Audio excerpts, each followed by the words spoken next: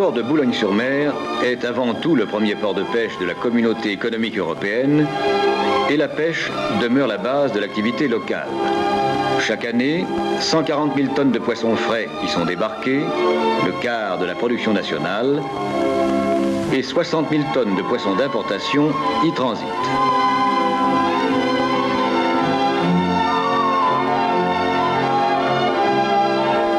Mais Boulogne-sur-Mer est aussi un port de commerce en plein développement, dont le trafic, en 1972, a dépassé 2 millions de tonnes.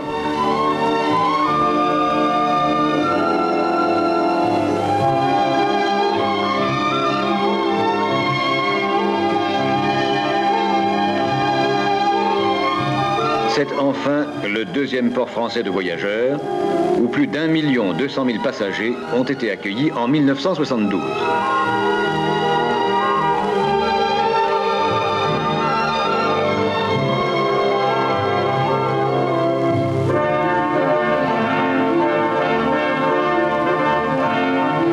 À l'abri de sa rade, le port de Boulogne-sur-Mer maintient ainsi un équilibre harmonieux dans la répartition de ses activités entre la pêche, le trafic des marchandises diverses et celui des passagers.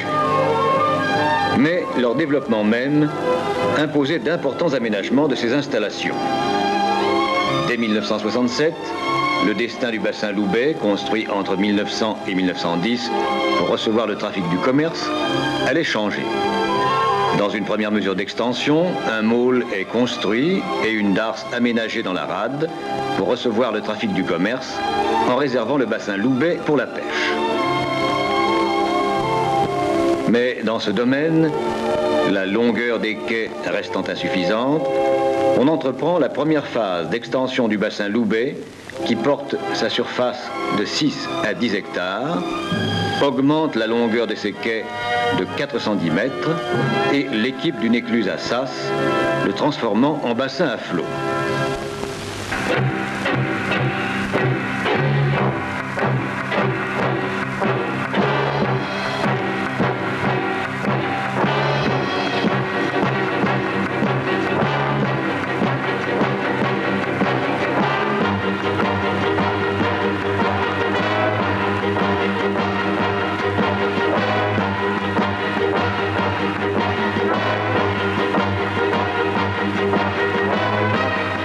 Les travaux d'extension du bassin Loubet ont été faits à sec. 26 puits, espacés d'une quarantaine de mètres, forés jusqu'à la cote -10, ont permis le rabattement de la nappe autour de la fouille qu'un merlon, à l'est, isole du bassin de marée. 19 caissons en béton armé sont alors coulés en place, suivant l'avancement des terrassements. 3 autres sont préfabriqués pour venir ultérieurement faire la jonction avec l'ancien quai qui se trouvera ainsi allongé de 410 mètres. Les remblais, à l'intérieur et derrière les caissons, s'effectuent à mesure de l'avancement du chantier. Un slipway long de 150 mètres, dont la capacité de 1200 tonnes permet l'assèchement des plus gros chalutiers, est construit à sec par la Chambre de commerce et d'industrie. Le programme y prévoyait enfin la construction préfabriquée de l'écluse en béton précontraint, dont la longueur totale est de 165,50 mètres et la largeur entre bajoyers de 25 mètres. Un système de conduite ceinturant la fouille recueille les eaux du rabattement, contrôlées en permanence par des piézomètres, et les rejette en mer ou dans les réseaux d'assainissement.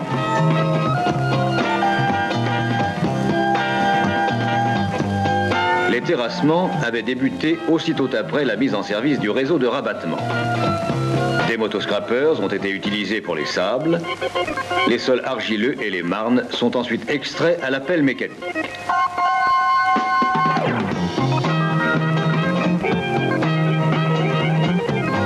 Le parc de matériel comprend 4 pelles travaillant en butte ou en rétro et une quinzaine de camions. Les dernières couches de marne et l'horizon calcaire, particulièrement résistants, sont des agrégés à l'explosif.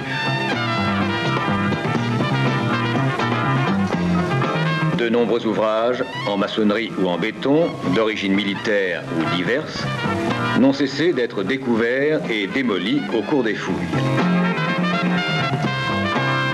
Les sols argileux et les marnes sont évacués par camion à une distance de 2,5 km à l'ouest du môle de la darse Sarraz-Bournay pour gagner sur la mer un terre-plein de 6 hectares.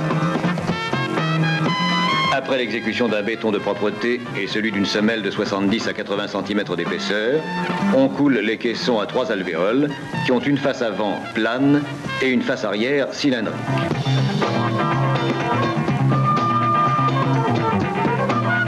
L'opération se fait au moyen de coffrages glissants dont la vitesse de montée est de 16 cm par heure.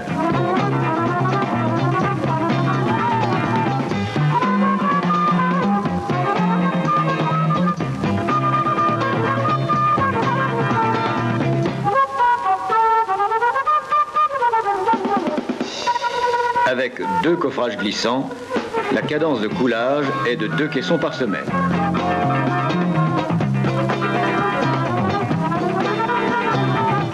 Ces coffrages sont montés dans l'ordre 1, 3, 2, 5, 4, 7. Cette disposition permet de construire un fût isolé, puis un fût encadré par 2 caissons terminés qui servent de guidage au coffrage.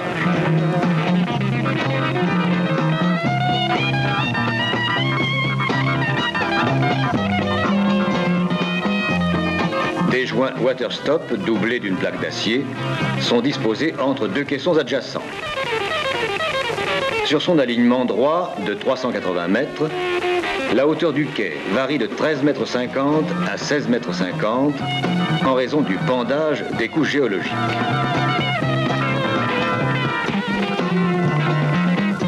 Un dépôt de sable avait été constitué au cours des terrassements de la fouille pour être réutilisé en remblai derrière l'allongement du quai et pour le remplissage des caissons.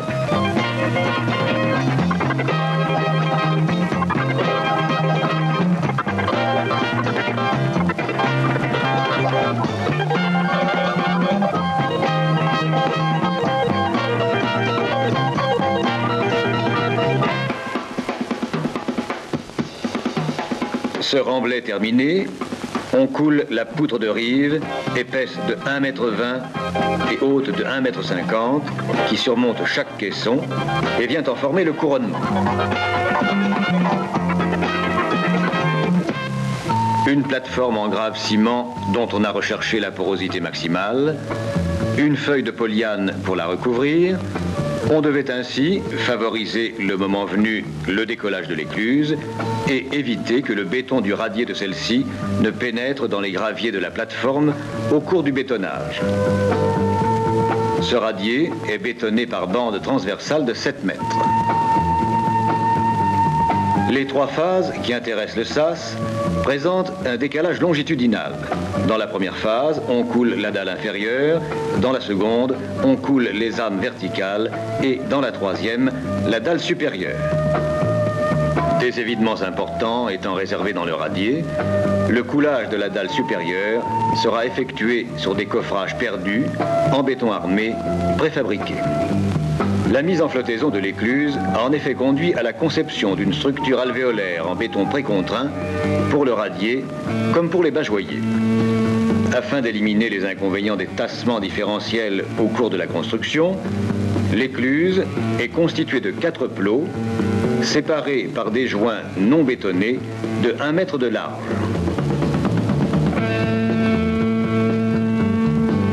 Les 4 plots seront clavés par la précontrainte longitudinale. L'ensemble de la structure de l'ouvrage est précontraint transversalement et longitudinalement, suivant les procédés Fraissinet, avec des câbles de type 12T13 confectionnés dans les ateliers de préfabrication de l'entreprise.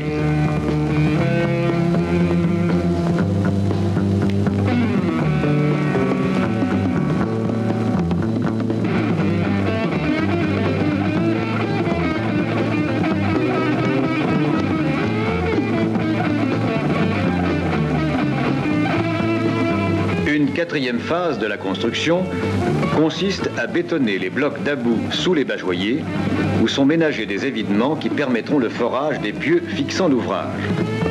Ces évidements sont provisoirement obturés par des coupoles en béton préfabriquées qui permettront d'éviter le remplissage des bajoyers lors de la flottaison. Les bajoyers sont montés par tranches de 6 cellules avec des coffrages glissants.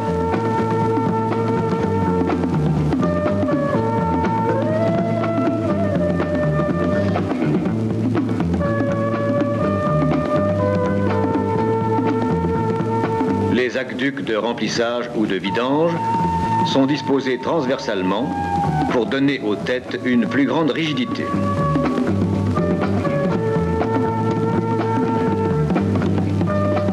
La cadence de bétonnage pouvait atteindre 2 plots de 21 mètres de longueur par semaine.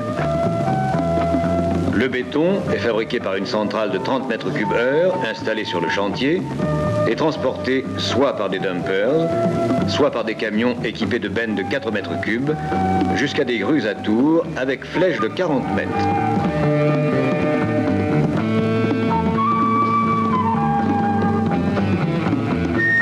Ce béton de haute qualité et ses constituants sont contrôlés journellement.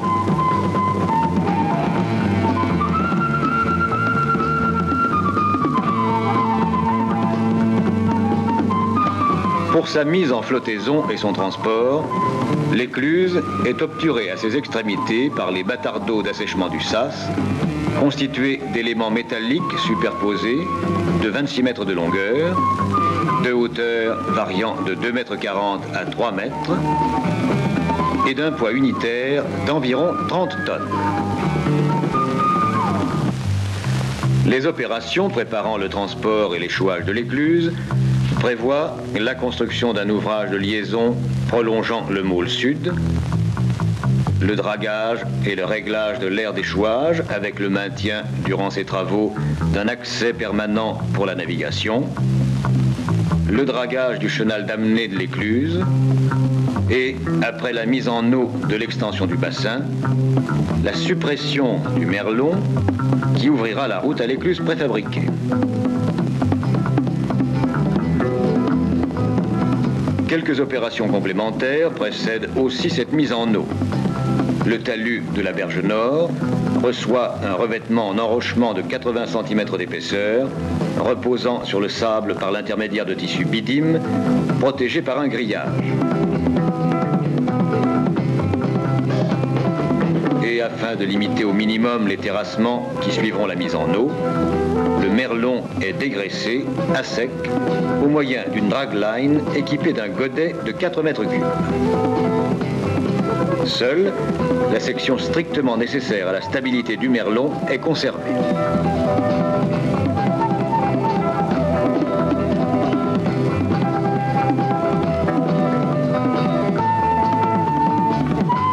Cinq pompes de 1000 m3/h chacune entrent en action pour l'inondation de la fouille.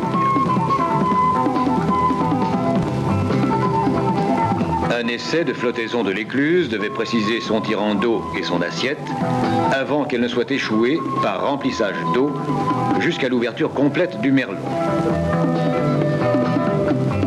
À l'est du bassin Loubet, les opérations de fermeture sont entreprises et l'on construit dans le prolongement du môle sud l'ouvrage contre lequel viendra s'appliquer l'écluse lors de son échouage. Il se compose d'un rideau de pales planches Larsen 4S renforcé de pales pieux.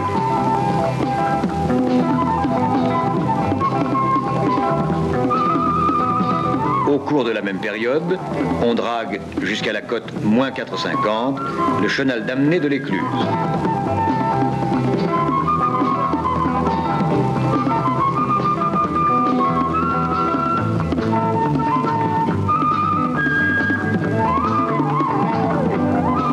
L'enceinte de pales planches est finalement surmontée d'un platelage en béton armé.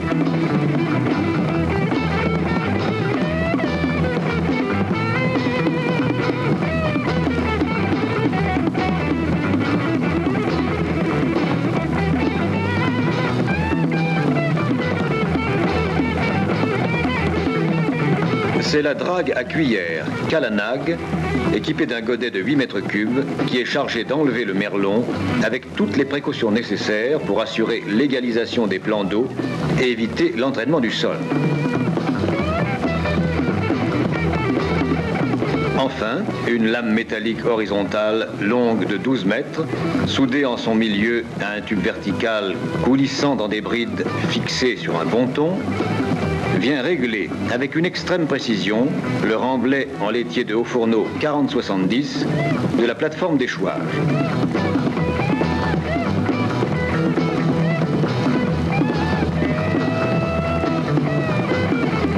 Les opérations délicates du transport par flottaison et de l'échouage de l'écluse ont été étudiées sur modèle réduit au Laboratoire national d'hydraulique de Château.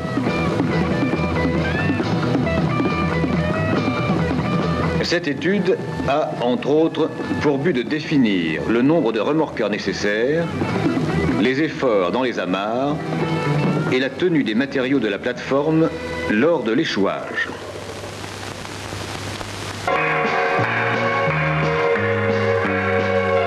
Les conditions hydrographiques et météorologiques étant favorables, l'écluse a été transférée le 9 septembre 1971.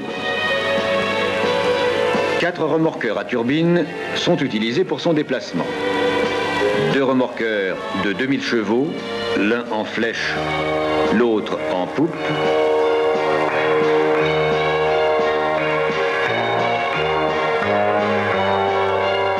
Et 2 remorqueurs de 1500 chevaux disposés latéralement le long des bageoyers.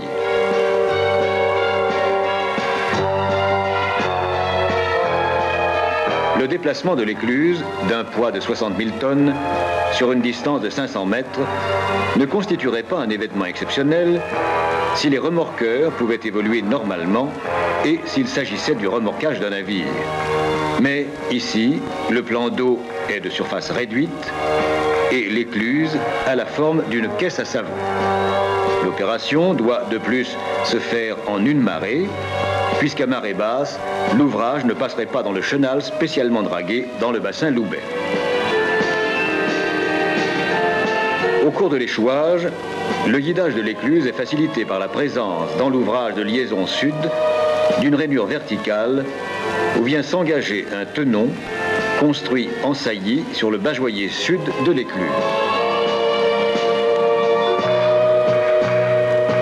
Sur l'aire d'échouage, dont le remblai d'assises a été parfaitement réglé, l'écluse, maintenue à son emplacement, s'échoue à marée basse. Dans sa position définitive, elle est lestée par remplissage des cellules du radier et du sas. On détruit ensuite les coupoles qui fermaient le fond de chaque alvéole de bageoyer. Conduite depuis le haut des bageoyers à la côte plus 10, l'opération de forage des pieux commence par le fonçage d'une virole longue de 5 mètres, dont le diamètre de 1,65 m est celui des pieux. Le forage, à la boue de bentonite, se poursuit aux environs de la côte -30 dans le calcaire de Brecquerec, où les pieux sont ancrés par trépanage. L'écluse repose sur 2 fils de 47 pieux et l'on évite ainsi les effets des tassements différentiels du sol. Les bageoyers sont lestés de sable après contrôle de la qualité des pieux et l'on coule ensuite la dalle de couverture.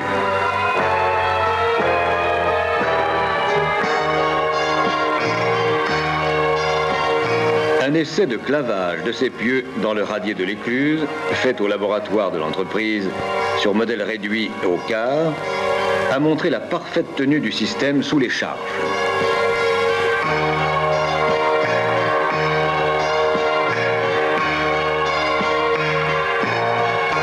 Le chenal, maintenu entre l'écluse et la traverse nord, est abandonné dès que le sas de l'écluse est utilisable pour la navigation.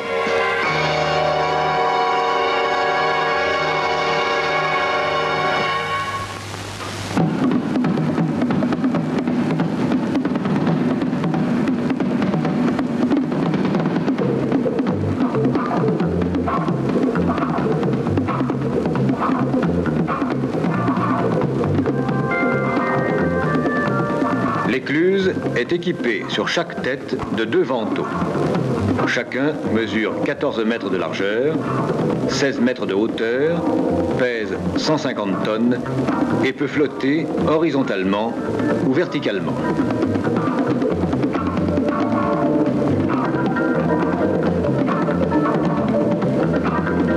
Le chenal provisoire est définitivement fermé par le prolongement de la traverse nord, réalisé entre deux rideaux de pales planches par un remblai en laitier concassé. Un rideau, jouant le rôle de voile d'étanchéité, est battu tout autour de la tête amont pour éviter que le bassin à flot ne se vide sous le radier.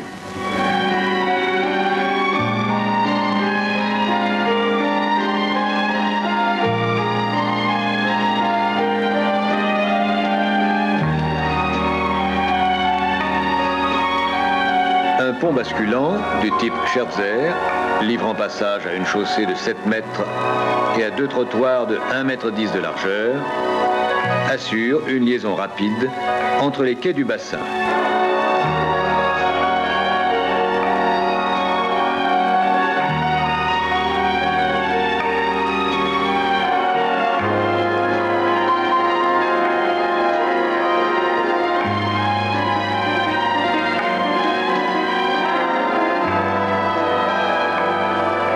Les portes, les vannes d'aqueduc de l'écluse et le pont sont entraînés par des vérins hydrauliques.